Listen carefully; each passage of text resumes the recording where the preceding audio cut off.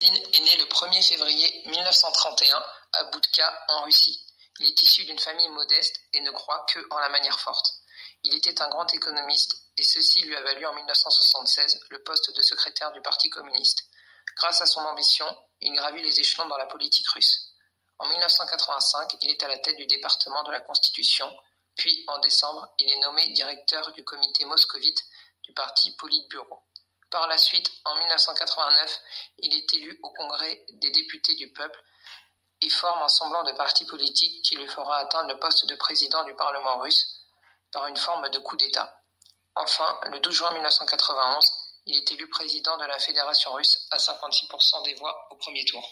En 1991, Boris Elstine s'oppose au putsch, qui est une forme de coup d'État des communistes.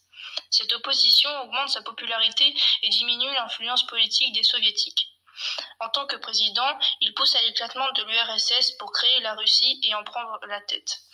En 1993, le chef d'État russe consolide son pouvoir grâce à un référendum et une réforme économique radicale et s'oppose violemment à la Douma, l'Assemblée législative russe. Cette opposition tourne à l'insurrection armée en septembre.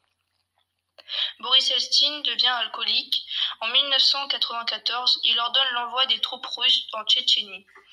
La précarité économique en Russie augmente ainsi que la criminalité, la corruption, la mafia, ce qui diminue l'influence du président.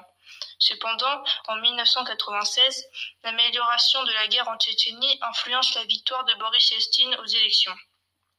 Son état de santé se dégradant, une procédure de destitution est mise en place en 1998.